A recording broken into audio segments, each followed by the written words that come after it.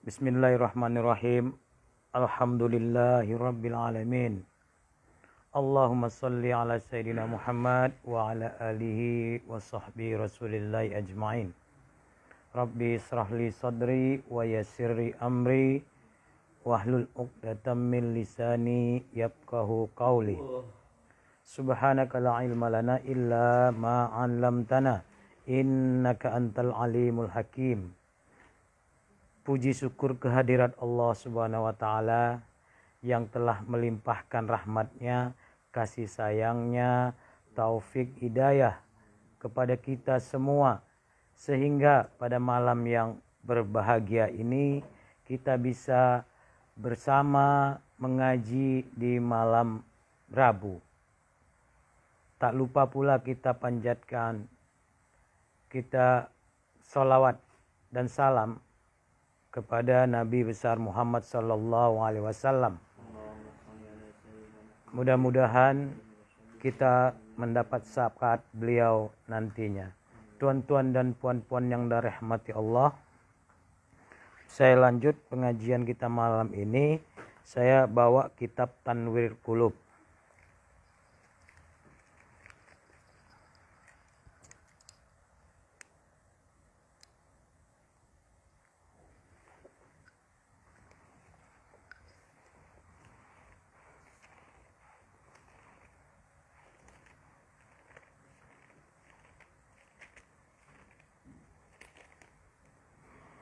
Bismillahirrahmanirrahim. Berkata Syekh Abdul Hasan rahimahullah, terlebih banyak menghijab makhluk daripada Allah Ta'ala dua bahagian. Pertama, pekerjaan rizki. Yang kedua, takut kepada makhluk. Tuan-tuan dan puan-puan, dijelaskan di sini ada dua perkara yang menghijab kita kepada Allah Ta'ala. Dijelaskan di sini, yang pertama persoalan pekerjaan atau persoalan rizki. Pekerjaan rizki katanya, ya bekerja. Yang kedua pandangan makhluk. Sesungguhnya tuan-tuan dan puan-puan, pernyataan Tanwir Qulub ini sering atau sangat sering kita dengarkan dari tuan-tuan guru kita. Jadi persoalan pandangan makhluk, persoalan pekerjaan untuk mendapatkan rizki. Dan inilah yang menghijab kita kepada Allah Ta'ala. Tuan-tuan dan puan-puan, kalau boleh saya bercerita, memang harus kita akui dua perkara ini yang menjauhkan kita daripada Allah Ta'ala. Persoalan rizki. Tidak banyak, sangat banyak sekali, dan mayoritas dari kita ini, hal ini yang menyebabkan kita jauh daripada Allah Ta'ala. Yang menyebabkan makin tumbuhnya wujud diriawan. Ini nggak bisa dipungkiri tuan-tuan. Tuan-tuan dan puan-puan, ini bukan soal tahapan. Ini bukan soal proses perjalanan. Jangan silap. Oh, Tuan Acun prosesnya masih mencari rezeki. Oh, sekarang ini prosesnya tidak mencari rezeki. Tuan-tuan dan puan-puan, harapannya jangan kita terjebak kepada di situ. Sehingga ada pembenaran. Sehingga kita mengklaim ada satu ketetapan. Ini masih bekerja, ini masih untuk dunia. Kan itu selalu kita. Kita sendiri yang menetapkan itu. Dan nanti ada harapan, nanti aku enggak laginya. Ada tahapnya aku fokus sama guruku. Jangan tuan-tuan dan puan-puan kita terjebak ke situ. Mengenal Allah dan mengingat Allah itu bukan seperti itu. Saya tidak cerita bahwa saya sudah kenal atau seperti itu. Tidak. Tapi yang kita lihat di sini adalah apapun yang kita lakukan sehari-hari itu, termasuk pekerjaan, apakah dia mendukung Apakah dia lebih bermanfaat?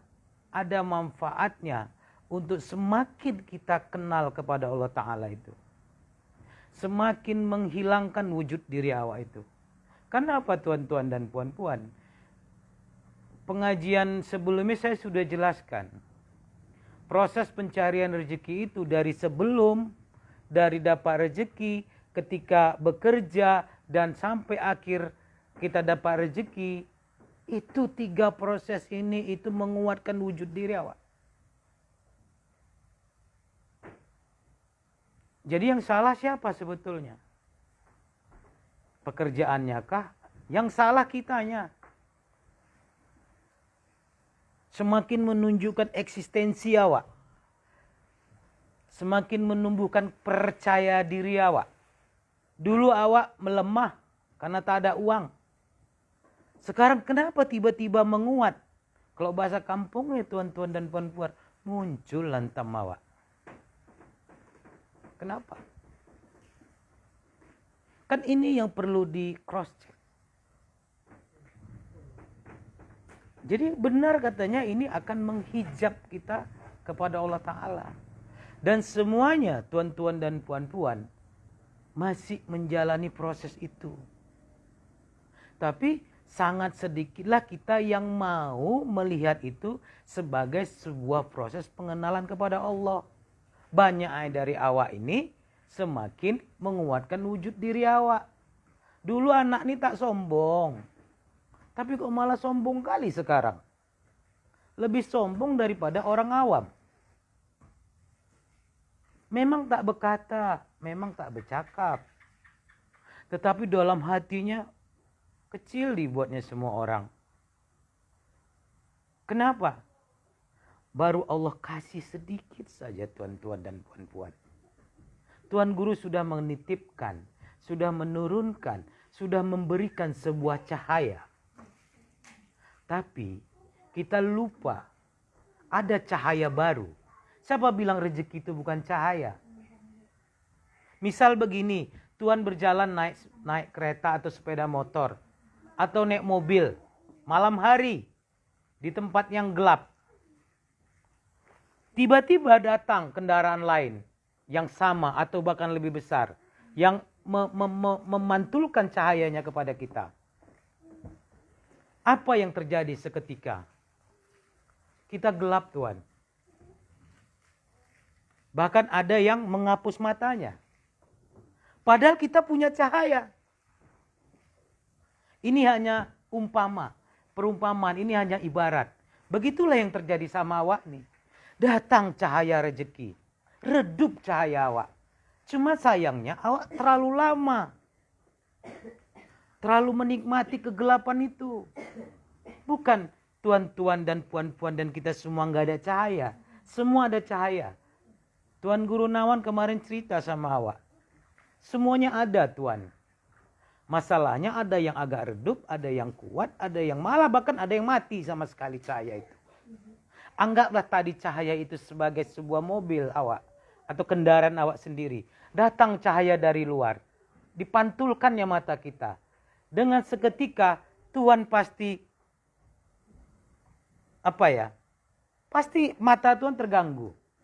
Pasti nggak enak tuh pandangannya. Begitulah ibaratnya. Ketika masuk cahayanya. Cahaya apa? Rezeki. Rezeki itu apa? Kan dari Allah. Masuk kepada kita. Lupa kita yang lama ini. Itu hanya ibarat. Kemudian yang kedua, tuan-tuan dan puan-puan. Dibilang di sini yang menghijab itu adalah pandangan makhluk. Selalu Tuan Guru bilang. Saya sampai sekarang masih terjebak kepada pandangan makhluk. Begitu susah dan payahnya kita keluar dari pandangan makhluk itu. Sebetulnya pandangan makhluk itu bukan yang jadi masalah itu sesungguhnya tuan-tuan dan puan-puan adalah diri awak. Kita tahu diri kita ini, nafsu ini. Sejak nafsu ini ada, dia butuh perhatian. Dia minta diperhatikan. Kalau ndak kenyang, ndak menang, ndak senang, Itu udah sering kita dengar. Tapi yang namanya diri awak nih, dia butuh perhatian. Dia nggak mau dicuekin. Dia harus di atas.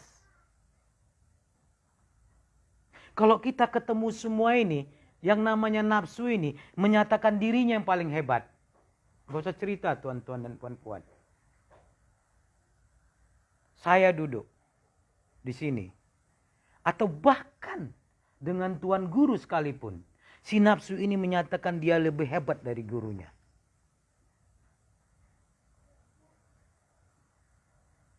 Ada cerita lucu kemarin di Kampung Lama. Saya cuma cerita. Ada ikhwan yang bertanya kepada guru. Kenapa orang tawajuh bisa tidur ya Tuan? Katanya. Tuan guru senyum. Saya pun ya biasa aja. Tapi bukan soal pertanyaannya itu. Soal yang menanyakannya ini. Kita kan selalu bertanya tapi kita sudah ada jawaban di kepala. Ada keegoan tersendiri. Ada menunjukkan bahwa aku tuh begitu. Aku tuh tidak tidur. Bahwa tawajuh itu bukan harus begitu. Tapi dia bertanya. Makanya ada sebuah kitab yang mengatakan. Kemurnian pertanyaan dan bertanya itulah anak-anak di bawah umur 7 tahun. Anak saya misalnya. Masih 6 tahun. Murni itu bertanya. Murni. Ini apa ya katanya. Ini apa ya katanya. Dia nggak ada kesan menguji. Tapi pertanyaan kita. Pertanyaan orang dewasa. Bahkan pertanyaan-pertanyaan awak yang sudah menuntut ilmu nih. Adalah pertanyaan-pertanyaan yang penuh dengan wujud diri. Penuh dengan keegoan. Ingin menunjukkan siapa dianya. Bahkan tidak jarang sama guru pun begitu. Saya bisa cerita begini karena sampai detik ini perjalanan saya begitu. Saya bukan ceritakan orang. Karena saya lihat diri saya sendiri. Iyalah Tuhan ini begini sebenarnya ini Tuhan. Wah lembut kurang lembut terkadang kita. Maka guru itu tahu. Tuan dan puan-puan. Tuan jangan kesal. Karena ini bukan masalah pribadi. Ini masalah bersama. Ini masalah nafsu. Banyak kita yang tidak mengenali itu. Saya balik ke yang saya katakan tadi. Kenapa itu terjadi pada pandangan makhluk? Karena makhluk itu sendiri itu dia. Dia butuh perhatian. Dia nggak mau dikecilkan. Dia nggak mau tidak dihormati. Dia mau nomor 1.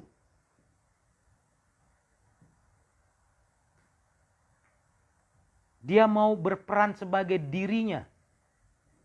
Saya harus berperan sebagai suami. Yang harus dihargai. Yang pagi harus dilayani. Sampai malam. Tidak boleh selip sedikit. Dudukan itulah sesungguhnya. Dudukan wujud diri dan hawa nafsu. Begitu juga seorang istri. Yang harus disentuh. Yang harus disayangi. Yang harus dikasihi. Begitu sedikit cakap aja yang tidak senang, berontak. Dan itulah kita. Itulah wujud diri tuan-tuan dan puan-puan. Dan inilah yang kita lalui sehari-hari. Kita diperbudak oleh itu sehari-hari. Maka tadi pandangan makhluk itu sesungguhnya itu. Yang ada pada awak. Dan ada pada yang lain lagi. Kita berjalan misalnya, kalau nggak rapi, kalau nggak gengsi, kalau nggak necis tak berani. Pertanyaannya kenapa kita nggak berani? Karena kita terpandang yang lain. Karena dalam diri awak ini minta dihargai. Wah, Tuhan ini hebat lah Tuhan ini ya. Wah. Coba Tuhan bertelanjang saja nggak sanggup. Atau biasa saja nggak sanggup. Karena yang kita nanti itu adalah Tuhan Aceh itu nggak begitu. Kebiasaannya begini. Dia harus dihargai, dia harus dihormati. Dan yang harus dihargai, dihormati, diangkat, dan sebagainya, itulah ada pada diri kita semua. Ini bukan menceritakan 1-2 orang. Saya menceritakan itulah perilaku hawa nafsu itu. Itulah wujud diri yang ada pada awak. Selama kita pakai, selama itu ada sama dia, ya jelas dan terang, terdinding kita. terhijab kita kepada kebenaran itu sendiri. Karena kita berdiri dan berjalan di bawah panji-panji wujud diri, hawa nafsu. Ya kapan Allahnya ada? Sebetulnya tuan-tuan dan puan-puan ini kita taunya ini. Tapi kayak tadi kena sinar dari luar itu. Terlalu lama awak dalam mata yang gelap itu. Bahkan tidak sedikit kita yang yang menikmatinya. Bahkan saya sendiri sudah terlalu lama terjebak di situ. Maka bertuhan ini tuan-tuan dan puan-puan bukan soal cerita tahapan. Tak ada. Oh ini tahamnya begini, ini tahapnya begini. Kita bercerita terus tahapan. Maka tak pernah sampai. Sampai sekarang saya pun tak sampai-sampai. Karena saya bercerita tahapan. Tahapan saya bekerja. Tahapan saya begini. Ini macam sekolah saja. Tidak. Baik kamu bekerja, yang penting kamu bekerja itu. Ingat ini ada wujud dirimu. Ingat kau pada posisi yang dikasih cahaya baru oleh Allah Ta'ala. Cahaya luar. Apakah cahaya luar ini memadamkan cahaya yang asli? Kan itu dia nih. Persoalan itunya tuan-tuan dan puan-puan. Masa kita pakai cahaya yang lain? Masa kita pakai cahaya jabatan? Masa kita pakai cahaya status? Memang tak enak tak kerja. Mertua tak enak, orang tua tak enak. Tapi yang tak enak itu rupanya awak sendiri. Karena awak masih memegang status awak itu memang harus bekerja. Identitas saya itu adalah begini, sudah saya tetapkan. Kalau nggak bekerja, waduh saya lemah. Saya ini nggak ada diperhatikan orang. Ini yang saya jalani sekarang, tuan-tuan dan puan-puan. Bukan saya membela diri. Maka yang sebenarnya adalah bukan soal kita itu bekerja atau tidak. Tapi soalnya adalah dimanapun kita, apapun yang kita lakukan, pesan guru ada, ingat Allah buat. Kalau Tuhan ingat Allah, kalau kita ingat cahaya kita, tak berlama-lama kita, karena kita akan ketabrak nanti. Kalau kita nggak pakai lampu kendaraan sendiri kan tertabrak nanti. Cepat kita balik ke cahaya sendiri, itu aja masalahnya. Mau tuan kerja di mana, mau puan-puan lagi apa, itu dia. Muncul perubahan sikap. Karena buah dari semua perjalanan tidak lain adalah muncul benih-benih sayang. Balasannya itu. Wujud diri itu lawannya kasih sayang. Kalau itu tak ada muncul sama awak, maka selama itu juga kita hanya memikirkan diri kita sendiri. Dan selama itulah kita dalam kejumutan. Dan selama itu pula kita dalam neraka. Neraka bukan nanti. Kenapa kita terlalu sulit untuk keluar? Karena kita ada yang kita agungkan. Saya cerita pandangan makhluk, bukan soal pandangan makhluk Tuhan mandang si anu enggak. Itu Tuhan sudah pandai dengar lah. Udah sering lah Tuhan dengar. Tapi diri Tuhan yang membuat pandangan itu sendiri. Ada. Pandangan makhluk itu ada karena Tuhan punya pandangan itu. Pandangan apa tadi namanya? Pandangan yang yang menghidupkan terus wujud diri awak. Aku harus dihargai. Berarti aku ke sana, ku bayangkan orang ini harus menghargai aku. Kalau aku duduk, aku yang harus paling tinggi. Itu semua kita begitu. Kita cerita topik aja lah. Contoh misalnya saya, Pak Putra, atau siapa lagi yang bisa naik mobil misalnya, Bang Kiki misalnya. Kami pernah pergi ke Padang. Duduk kami bertiga, cara bawa mobil ke Padang. Semua akan menyatakan cara bawa mobil dialah yang paling hebat.